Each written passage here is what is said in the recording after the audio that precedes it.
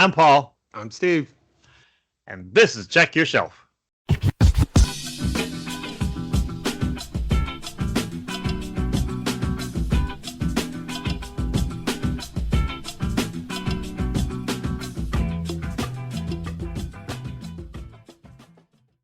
Turn that down, damn it. Welcome to Check Your Shelf. Today we're going to be covering in my never-ending quest to find stories for the Robert E. Howard wrote for Steve to read. I talked about this story last episode, and it's Robert E. Howard's Pigeons from Hell from 1936, but I believe he was posthumously, so 38 was when it was released. I wanted to go for something not Sword and Sandal and not Solomon Kane, and I had slept on this story myself forever because the title just threw me off. I just didn't want to read that, it just threw me off. So I read it about 5 or 7 times and recommended it to Steve. He's read it. And so today we're going to talk about Pigeons from Hell. But before we talk about Pigeons from Hell, I want to give a quick shout out to Jeff from Jeff's Cave of Cool Books. In his interview with Geeks Love Dogs, he name dropped us a couple of times. It was kind of cool. He didn't have to, but it's kind of cool. So thanks for that, Jeff. Yeah, thank you. Speaking of checking your shelf, in case y'all are checking my shelf, this may be my new location, which means I may have to straighten up this shelf behind me. It's been used by the kids for years, and so it still has their stuff on it. So forgive me. I probably shouldn't have drawn attention to it. But like when you have like a big zit, like you're the one that knows it's there. Nobody else really notices it unless you walk around going, sorry about this big zit. Or it's like in Austin Powers with the dude that had the mole, and all he could do is just talk about the mole. Or when Jon Favreau was high as a kite in PCU, and he's just walking around, they know. And nobody knows he's high. Yeah. But he's convinced everybody knows. This story by Robert E. Howard, Pigeons from Hell, was great. I thought it was awesome. Good. It has everything, right? It has these 2 dudes, similar to Grapes of Wrath, who are just, it doesn't really explain why they're living together. But they're friends, they're roommates, living in an old, like, haunted house. Well, they're no spoilers, right? they're traveling along the South. They're a couple of dandy New Englanders traveling through the South, and they come across the decaying antebellum mansion of So they just go ahead and sleep there. Yeah, because why not? Don't sleep in the car or sleep. Yeah. So you have, and the plot, like any good short story, you got to get into it quickly. Yeah. So yeah. He gets into it quickly, man. And there's like is it a ghost? Is it a dream? What exactly is going on? And then the mystery begins. And there'll be spoilers because I don't know how you talk about this short story without spoiling some of it, right? Yeah. But yeah, the twist at the end, we don't have to, which wasn't that much of a twist. I had kind of it's pretty. It's a little bit projected, but yeah, we won't. Yeah. We won't reveal the twist. We'll talk right up to it. Yeah. The dude, like, there's a ghost, and one of the dudes goes up to follow the ghost, and comes walking back down the stairs with an axe, and a giant axe wound in his own head, and you're like, at first I'm like, did he chop his own head? What did he do? Right? And so of course, like any good dandy New Englander, his friend took off running. He don't even remember going out the window. He's like, I don't know how I got out of the house. One of the things I love about the early part of the story is when he's describing all that scene. Yeah. Howard did this whole thing where like he couldn't remember which part was a dream and which part was a reality, and we've all had those dreams. Yeah. Where we've moved in and out of them, and it's like, was that a dream? Yeah. Yeah. At what point did I wake up, and am I fully awake? I've awakened before during a dream, and the image is so big because you don't see with your eyes, you see with your brain. Your Mm-hmm. eyes are just the light sensor that transmits the messages to your brain, right? So if Mm-hmm. you're in the middle of a dream, it's the visual cortex. They've done studies that when you're seeing things in your dream, that's your visual cortex in your brain, which is the same place where you, like what things I'm looking at right now are being, the signals are transmitted to the visual cortex. So it's the same as seeing is what I'm trying to say. So I've awakened before and I still see the thing that was in the dream. And Yeah. I'm wide awake and the thing is right there. And I'm like, Mm-hmm. what the hell? So you get that kind of that impression, right? He's like Mm-hmm. dreaming of this light or ghost or whatever it is going up the stairs. And then he's like, and I was awake, and then the moonbeam was in the same position, and it's the writing is awesome. It's like poetry almost, Yeah. you know. Yeah. Howard was a poet for sure. And I love the part about is as minor as it is how the guy just says, "I don't remember how I got out." And I could see Howard going, "This is a short story. I'm not going to spend a whole lot of time talking about like he pried the window open or broke the Yeah. window or however he got out the window. He got out the window, Mm-hmm. you know." Yeah. And then just so that it doesn't like clunky stories would have just been like, so I ran out of there, right? And you would kind of go, well, how did he get out, right? Right. But Howard thinks of that and he's like, I don't want to spend a lot of time on it, but I also want to respect the reader enough that I don't want Mm-hmm. to leave it out. So he's Yeah. like, I don't remember how I got out. I'm telling the Mm-hmm. story. I'm telling you what I can remember. It was just so beautifully written, Yeah. and he has good words, and it makes you forget. The thing about using really great words is they stay. You get so engrossed in the story, like the Mm-hmm. words don't get in the way when Yeah. somebody's using great words, right? Yeah. In a good Yeah. order. Yeah. Great words in a great order make for a pretty good story. Well, the guys that the folks that were writing for like books like magazines like Weird Tales, they were vying for the cover image. Hmm. So they were putting and Howard especially. There's a couple others too that I really like, but Howard especially knew that there he could like he did this thing, and I noticed this when I was before because I sent you the audio version of it that I'd found. The thing I noticed, I listened to make sure it was decent, and that's when it hit me. See, Howard used to like as he was banging away on his typewriter, he would like say what he was writing. Hmm. And listening to the audio version of it, I'm like, you know what? He does this thing where it's like the stories are almost better heard than read. Hmm. Because when you're telling somebody a story, you really want to like get in there with them. And that's why he doesn't mince words, but the words that he puts in there, he just like he paints the just a great picture of what's going on and really draws you in really fast in the way that like visual mediums would stimulate the eyes, you know. Yeah. You remember a couple episodes ago when I talked about the stories that I used to send in the Weird Tales and Yeah. how they wrote me when okay, well, I have here in my hand the actual letter that Weird Tales wrote me back in May of 1998.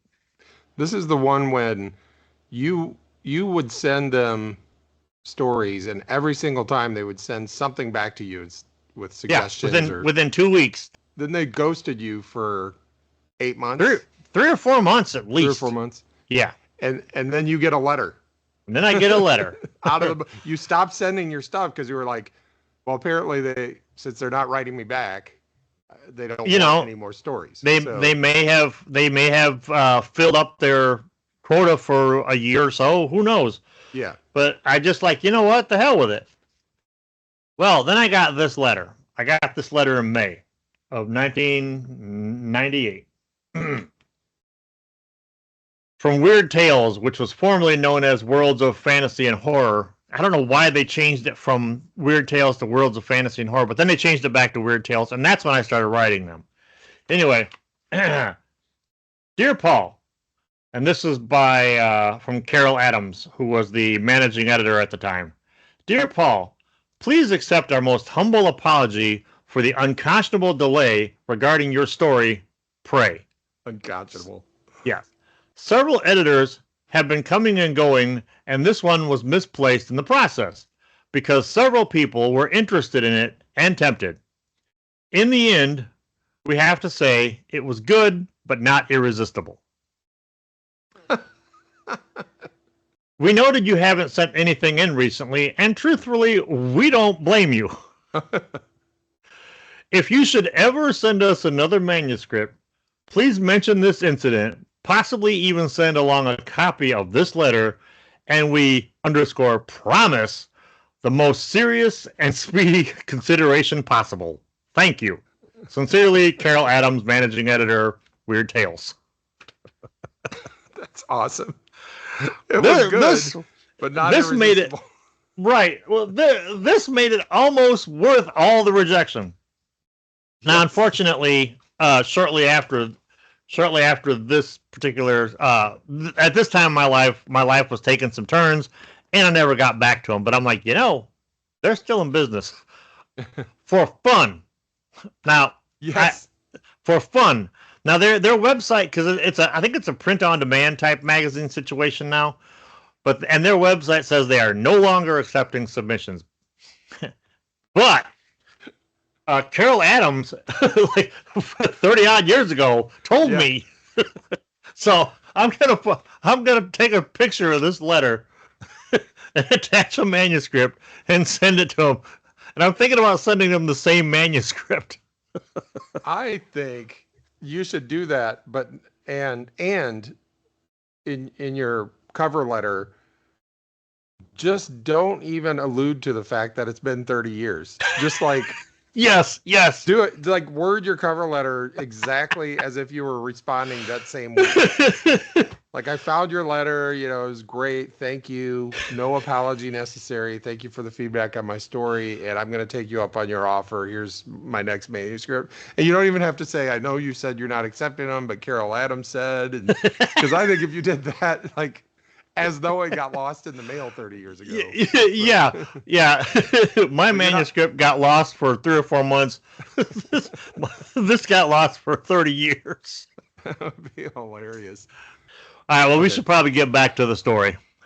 I liked his use of blue steel, because I don't often think of, he sees a constable, well, it turns out to be the sheriff, when he runs out of the house, and he talks about his blue steel, and I thought it was a sword at first, but I guess it was his 6-shooter. Yeah, I like the way he describes it as like he was reloading his big blue pistol. Yeah. Didn't have to go. I didn't have to know what make or model it was. All I know is it was something that probably Indiana Jones would have used. Some big ass 45 or something. Maybe it was an anachronistic pistol.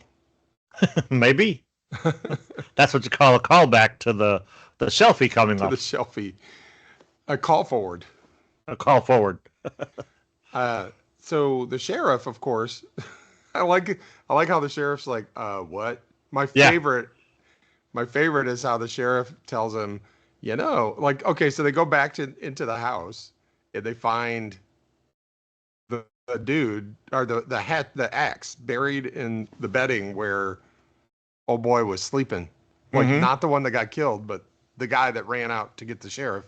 He just got missed. There's probably hair on that axe. So his friend, who was apparently dead because his head was split open, tried to kill him, but didn't realize he wasn't still there. Or, to your point, he probably just barely missed him and buried the axe in the floor, right? Now I forget, where was the friend with the axe wound? Where was he at this point? The dead? Oh, he was upstairs. Yeah. They went upstairs and found him. So he went back upstairs.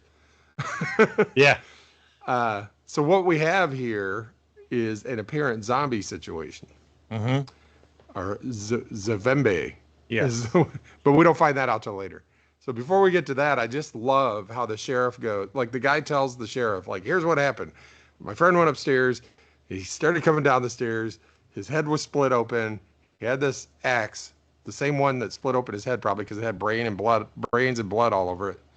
And then he tried to kill me. So I ran away. And the sheriff's like, that's not a good story. Here's what the story should be. The story should be, he tried to kill you. You got the axe away from him. And then you killed him with the axe. That's the story you should be telling. And the guy's like, but that's not what happened. And the sheriff's like, but you don't understand. That's the story you need to be telling. Yes. No. The sheriff's trying to help him, right? It reminds me of when I was a kid, and I was underage, and my dumbass older brothers took me to go see heavy metal. And we got to the theater, and the girl behind the glass, she's like, he's too young. And they're like, yeah, they're trying to talk to her. And she's like, are either of you his parent? No. Oh, because I would let you in if one of you were his parent.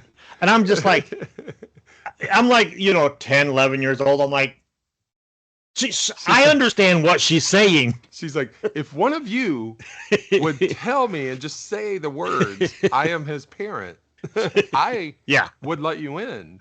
It was about like that. Yeah, so I thought that was funny because he's like, first of all, I don't believe you. But second of all, no judge is going to believe you. Yeah. But, self-defense would be a pretty good defense on this one. But that's not what happened. So, yeah. He's like, we're going to go in the town because no sane person would tell this story. So right. I think I believe you believe what you saw. Yeah. Yeah. And it reminded me of the days, like the sheriff's like, okay, well, we're going to figure out what happened here. Mm-hmm. And we're going to go upstairs. They see some footy prints going up the stairs and some blood stops. And then the sheriff just keeps going. And I've noticed that I'm paying attention here because this is like the crime scene investigation, right? Yeah. And I was just thinking about back in the day when that was that. Like the sheriff goes and looks around and goes, okay, I figured out what happened because I'm the sheriff. I'm like, how many innocent people were convicted and how many guilty people got away just because, we just rely on one sheriff's judgment to figure out what happened. I think the answer to both of those is so many. Yes, so many. I mean, since it still happens and we got all this DNA and blood analysis and all that stuff. So, yeah, that's when they go up and they find the dude dead upstairs. When did they sleep in the house? Well, they go back to town to basically make things nice and legal because, the sheriff, now here's what you're going to say. You're going to just smile and nod. Yeah. And then they go back the next night to investigate. Okay. Yeah. And they sleep there, don't they? But before they get there, though, they make a pit stop. Okay, so before they sleep in the house, they stop and meet up with the wise old black dude. Yes. What was his name? I forgot his name. Joseph, I believe. Joseph, yeah. Yeah. Joseph is one of these old, like, from the Creole days. Like, he's an old... he knows all the ways of the voodoo. Yeah, and, his accent don't match the South. He's like West Indies and stuff. He's got that Creole accent, you know. And he just tells them like the legend of that house. Mm-hmm. And part of the legend was there was some black magic. Yeah. Some dark magic. And I think this is about I think this is about where I realized that the main character is a insert for H.P. Lovecraft, because even though he's not from like Providence, Rhode Island, he's from New England. He goes into this whole spiel about how, all I know about witches is, like, and he describes like, like the Salem stuff and the East Coast creepy, stuff. I think the sheriff is Howard and Lovecraft is the narrator. Sheriff is awesome. The sheriff ain't afraid of nothing. Nope. Or if he is afraid, he just as soon shoot a ghost as talk to it. Yeah, exactly. So the word that the old dude uses is Zuvembie, Mm-hmm. Zuvembie or Zuvembie, Mm-hmm. which I just looked up in Wikipedia, and because I thought, how can I have never heard that word before? Well, because here's the Wikipedia entry: Zuvembie, fictional zombie. A Zuvembie is a creature used by Robert E. Howard in his short story Pigeons from Hell, published in Weird Tales in 1938. In the 1970s, Marvel Comics used the term in place of zombie, which had been banned by the Comics Code Authority. Yep. Interesting. I love that Wikipedia makes sure you understand these are the fictional zombies, not the real zombies. Yeah, not the real zombies, right. These are the fictional zombies. Zuvembie is, I mean, according to Howard, and the black dude is kind of like the Greek chorus, right? He fills us in and all the backstory. I guess that's how you do it in a short story. Like, you can't spend a lot of time discovering stuff, so you got to have somebody just be like, well, here's the deal. Here's what's going on. Again, no words wasted. Make the words you use count. Yeah. Yeah. So you will become a Zuvembie, apparently, if you're a woman who drinks the black brew. I think I had some of that this morning, but I'm drinking it right now. So it can't talk, it can't think like a human. It doesn't need to eat, and will live forever in a cave or an old house. So what we have here is an old house. It does have certain powers, like it commands owls, bats, snakes, pigeons, and werewolves. And it can hypnotize the living with its voice. So I think that's what we had going on, because you start hearing this whistling sound, right? And command the body of somebody it's killed. So obviously the Zuvembie got this guy to walk down these stairs and kill the guy. It can only be killed by either lead or iron. Conveniently. Which the sheriff has plenty of. He's got plenty of both. He's got plenty of both. So yeah, that old dude, that was a great scene. Just this old dude like telling him what's going on. Yeah, it's a great scene. And that kind of scene, especially how it ends, that kind of scene has been reused and used and reused so many times in movies and TV shows, that it's almost become a cliche. But in 1936, 38, I'd hazard a guess it was rarely, it was kind of a new thing to do.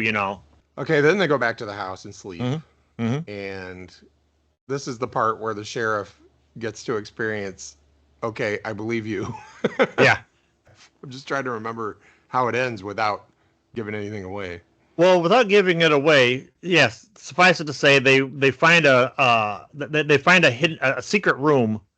In secret room, pretty much everything that Joseph tells them is apparent in this room, except for the twist at the end, which is a pretty good twist. You can see it coming. I don't want to say too much. They want to put it. They want you to think it's over here, but it's really over there. Now, I read it in this particular book here that I picked up in the 90s. It was Cthulhu, the Mythos, and Kindred Horrors. Horrors. I don't know if it's available. I assume it's in one of the Del Rey collections from the early 2000s. I haven't gotten that far into them yet. Yeah, it makes me want to read more Robert E. Howard, mainly because the prose is just so well done, and it totally does not get in the way of the enjoyment of the story. Right. He doesn't waste any words, and he also he's not trying to impress you with, here, look at these fancy words I know. Yeah. So I can imagine like you just get the story.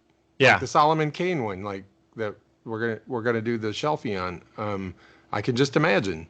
It's like, I know the story, and you're going to use words that make it a pleasure to have the story unfold before me. So yeah, it's going to grab you by the collar and drag you along with it. Yeah. That's the and the man knew how to make you turn that page. I've said he doesn't do a lot with character development, but considering most, like 97% of his work are short stories, character development can happen over arcing stories, but for beat to beat to beat, what he doesn't do with character development, his prose was head and shoulders above most folks back then. Some may even say he's a pro at using prose. And he was a pro. He was a working writer, man. Even better than the other pros. And that's and this is apropos of nothing. So, Steve. Yo. On a scale of 4 and 3 and 2 and 1, what would you give Pigeons from Hell? 3.9. Nice. Yeah, I'm going solid 4, man. Yeah. The more I've read this thing, and like I said, I've read it 5 or 7 times. The more I read this thing, the more I like it. So, yeah. All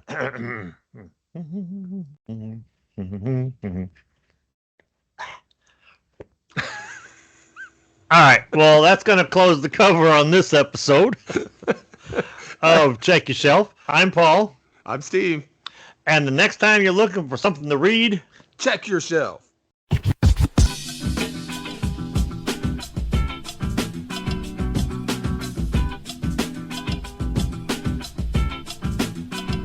love how much wind up you do to close the book.